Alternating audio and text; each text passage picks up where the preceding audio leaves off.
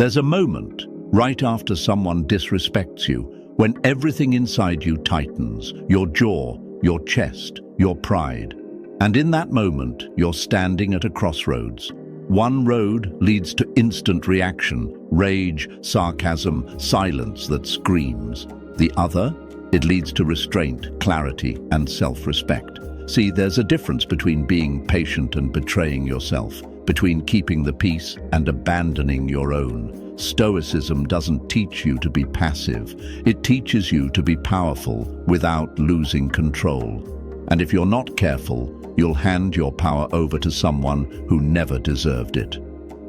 In today's video, we're unpacking the 5 things you should never do when someone disrespects you, because the way you respond tells the world what you believe you're worth. And your worth is not negotiable. So if you've ever walked away from a situation thinking, I should have handled that differently, this is for you. Hit that subscribe button, like the video if you're ready to reclaim your power, and share this with someone who's done playing small. Drop a comment below, my energy is not for sale. Let's talk boundaries, self-control, and the kind of strength that doesn't raise its voice. Let's begin. 1. Don't react emotionally or impulsively. When someone disrespects you, the sting is immediate. The body tightens, the heart races, and a familiar heat begins to rise. In that moment, your first instinct may be to react, to say something sharp, maybe even cruel, something that will remind them you're not to be messed with. It feels justified, even righteous, like you're reclaiming your dignity in real time. But what most people don't realize is that the second you react purely from emotion, you give that person exactly what they wanted: your control, your peace, your power. And once it's gone, you can't get it back without cost. You've just told them, in subtle but undeniable ways, that they own a part of you, that their behavior gets to decide the tone of your day. Stoicism draws a hard line here. It doesn't ask you to suppress your emotions or deny your humanity. It asks you to master yourself, to train your mind to pause when it most wants to lash out. Because when you return fire, you're not just stepping into their world, you're lowering yourself into their emotional mud. And no matter how clever your comeback is, it never cleans you off. The short-lived satisfaction of getting even fades fast. What lingers is the embarrassment, the regret, the realization that you let someone else's lack of character pull you out of yours. The Stoics teach that power is not shown in how loud you can shout, but in how still you can stay when the world tries to shake you. It's not passivity, it's precision. You're not ignoring the disrespect. You're choosing the battlefield, the timing, the terms, if the battle is even worth your energy at all. That is the Stoic edge, knowing when to speak and when to walk away. Not out of fear, but out of power. Because your peace is not up for auction every time someone forgets your worth. Think about it. The people who stay calm in chaos, the ones who don't flinch when insulted or provoked, those are the people others respect, even fear a little. Not because they're aggressive, but because they're untouchable. Their silence doesn't signal weakness, it signals composure. Their restraint doesn't mean they didn't feel the sting, it means they refused to give it authority. That kind of control, emotional discipline, is one of the rarest and most respected strengths in the modern world. Letting someone pull you into a petty argument may win you the last word, but it loses you something bigger, the higher ground. You're now co-authoring their drama, and the more you participate, the more they feed off your energy, your time, your presence. People who thrive on conflict crave your reaction. It's how they measure their impact. But when you stay calm, when you respond deliberately, or not at all, you're showing them they have no influence over your inner state. You're telling them with your stillness, I am not your puppet.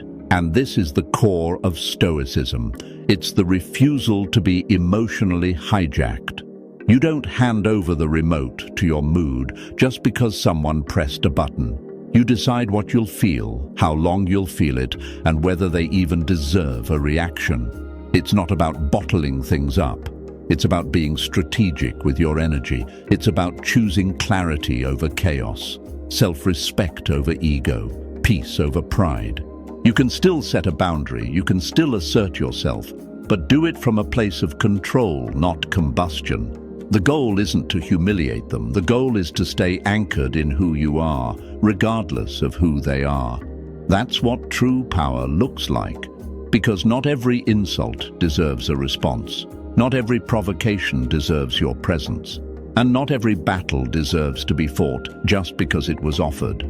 The more you practice this, the more automatic it becomes, and in time your calm becomes louder than their insult, your detachment becomes your protection, your silence becomes your strongest defense, because the goal isn't to win the moment, the goal is to win your peace.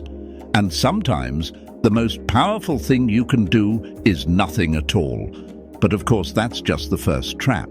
Because once you've held your silence and walked away, there's still another danger waiting, the temptation to let disrespect slide in silence and pretend it didn't happen. And that's where we're headed next. Let's talk about why staying silent at the wrong time can cost you even more.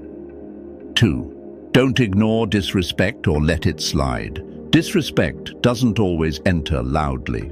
Sometimes it slips in quietly, through a sarcastic comment disguised as humor, a delayed response meant to signal disregard, or a subtle shift in tone that carries more weight than words. And when that happens, the real question isn't what they did. It's what you're going to do about it. Because every moment of disrespect is more than a passing event.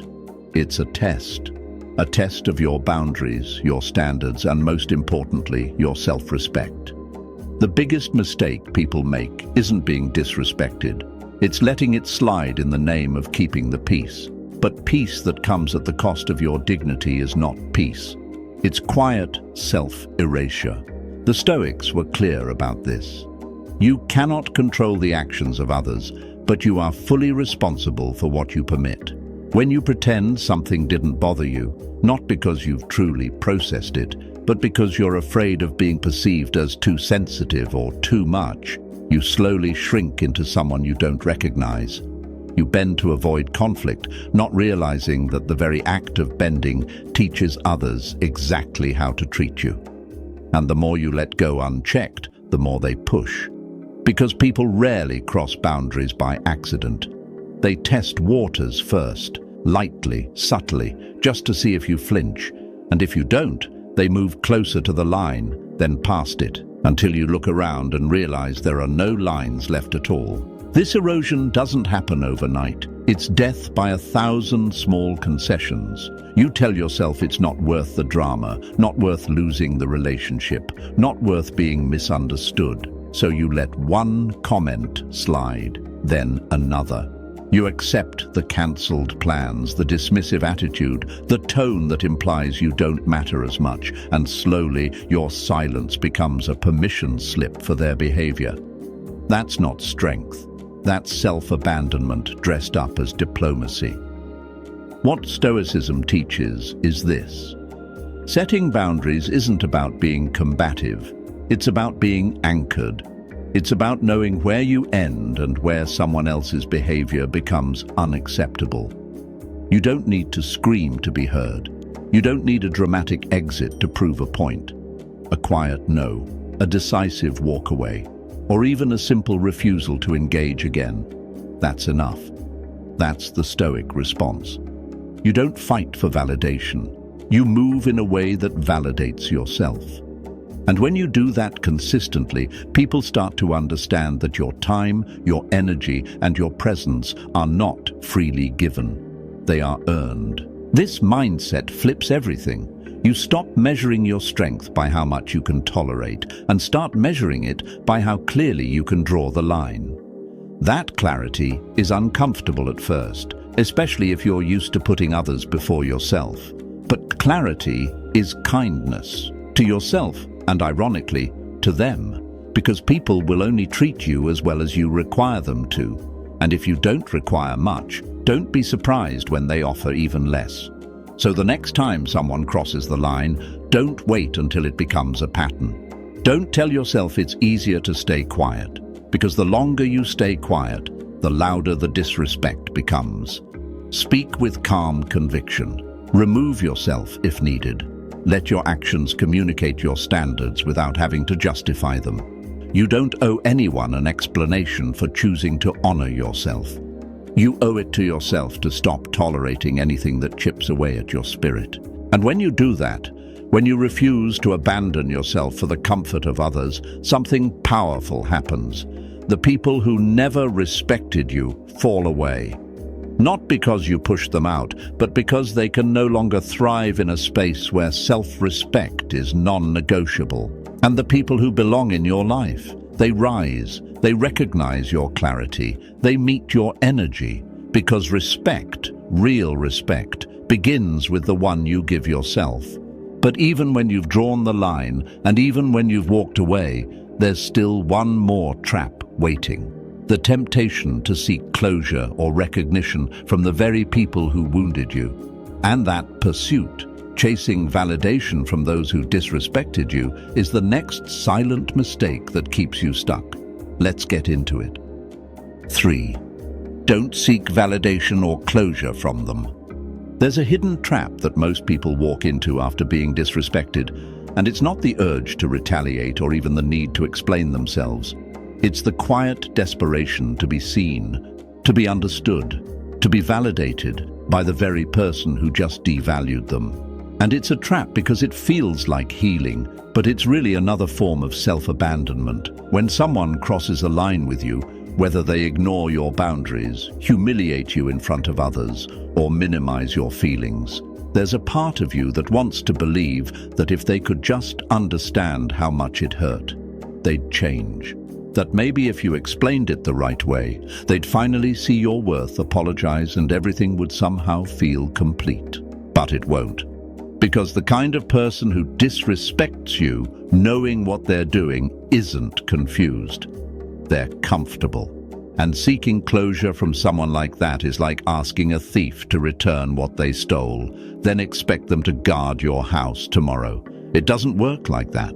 The more you seek recognition from the person who disrespected you, the more power you hand back to them, bit by bit, apology by apology, explanation by explanation. You start building your self-worth on a foundation they already cracked. You make their understanding the gatekeeper to your peace. And worst of all, you wait. You put your healing, your strength, your sense of self on pause until they get it, and they rarely do. The Stoics would call this the ultimate error in judgment, outsourcing your stability to someone else's opinion. Epictetus warned that we must never place what's up to us in the hands of what is not up to us. Their respect, their remorse, their clarity, that's not up to you. But your detachment, your boundaries, your peace, that's entirely yours to command. This is where real strength begins. Not in changing someone else's mind, but in refusing to let their failure define your identity. You don't need an apology to move forward. You don't need their acknowledgement to reclaim your dignity. You don't need to be understood to be valid. And the truth is, some people will never understand. Some people are so deep in their own ego, so invested in control or insecurity, that they will never meet you with the respect you deserve. That has nothing to do with your value and everything to do with their limitations.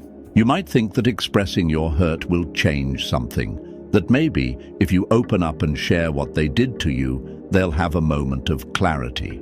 But here's the truth that hurts. People who care don't need explanations, and people who need explanations usually don't care. You don't need to pour out your heart hoping they'll finally treat it gently. Your healing is not a performance, and your worth is not a debate.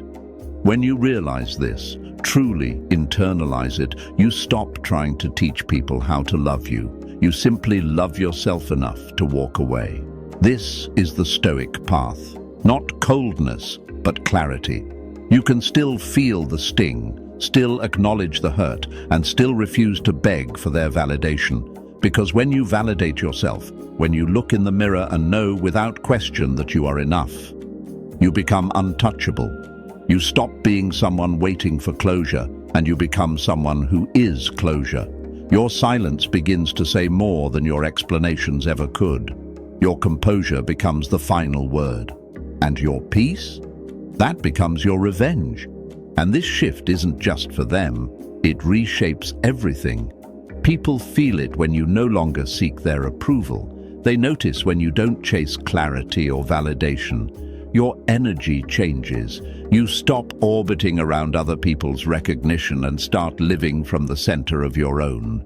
That energy commands respect. It sets the tone, and without even trying, you teach others how to treat you, because your life no longer makes space for anyone who needs to be convinced of your worth. But even after detaching from their need for validation, there's still one final storm that can undo your growth, your emotions. Because disrespect doesn't just hit your pride, it hits your nervous system. And if you're not careful, the emotional chaos that follows can cause just as much damage as the original offense. So next, we're going to talk about how to stop your emotions from taking the wheel and how real power comes from staying grounded, even when everything in you wants to erupt. Fourth, don't let your emotions take the wheel. When someone disrespects you, it doesn't always hit your mind first, it hits your body. Your chest tightens, your jaw clenches, and your heart starts to race. It's a physical response before it ever becomes a thought. And in that space, between the sting and the reaction, is where most people lose themselves. The urge to respond instantly is overwhelming. To say something sharp, to shout back, to assert yourself so they know you won't tolerate being treated that way. But the moment you give in to that emotional impulse, you hand over something far more valuable than your pride. You hand over control. That's exactly what happened to Mark, a successful man who spent years mastering his career but hadn't yet mastered himself. During a business dinner, a colleague publicly undermined him, questioning his judgment in front of the entire table. The disrespect was obvious, calculated, humiliating. And in that moment, Mark reacted. He fired back, quick, loud, and brutal. He won the moment, or so he thought. But what he didn't see was the ripple effect. He left the room angry, exhausted, and filled with regret. His emotional explosion became the real story, not the original insult. Because that's what happens when you let emotions take the wheel. The person who provoked you walks away in control, and you're left apologizing for the aftermath. Stoicism is not about pretending you don't feel. It's about understanding that feeling something and acting on it are two very different things. The Stoics believed in emotional discipline, not as repression, but as refinement. They taught that emotions are like fire. If you can contain them, they can warm a home. But if you let them spill unchecked, they can burn everything down. Anger feels like power, but it's deceptive. It convinces you that exploding is strength, when in reality, composure is far more intimidating. The one who can hold steady while being provoked isn't passive. They're powerful. They haven't ignored the insult. They've outgrown it. When you let someone's disrespect pull you out of character, you're no longer responding to what was said. You're reacting to your own wounded ego. You abandon reason. You lose sight of the bigger picture, and suddenly they're dictating your energy, your image, even your self-worth. But when you pause, when you breathe, evaluate, and act from clarity instead of chaos, you flip the script. You stay in command. You remain the author of your actions. And in a world addicted to noise and reaction, that kind of restraint speaks louder than any words could. You don't have to explode to make a statement. You don't have to shout to be heard. Real strength is quiet, it's deliberate. It's the ability to say, I see what's happening here, and I won't participate in it. This doesn't mean you let things go. You can still confront the disrespect, but you do it on your terms, when your emotions no longer own you. When you respond from a place of grounded awareness, not from emotional survival. People often confuse calm with weakness. But calm is clarity. It means your peace is not so easily stolen. It means the quality of your day isn't dictated by someone else's lack of character. It means your boundaries are firm, not because you yell them, but because you live them. Mark later reflected that his loud reaction didn't gain him respect. It only confirmed what his critic wanted to prove, that he could be rattled. What would have been far more powerful was silence, or a measured response that made it clear, without any drama, that his self-respect wasn't up for discussion. That's the Stoic way, not to suppress, but to master, not to avoid, but to choose wisely. And when you start choosing your responses instead of being dragged into theirs, you start living above the noise. You don't just protect your peace, you command it. You become someone who isn't just heard, but felt. And when that emotional clarity becomes your standard, your presence shifts. People start to notice not just what you say, but what you refuse to react to. But even when you've mastered that silence, even when you've kept your composure, there's still one more critical decision left.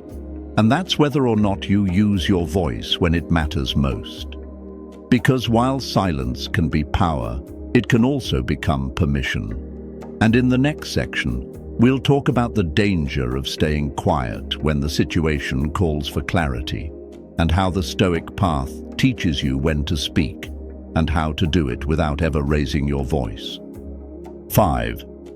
Don't stay silent when you need to speak.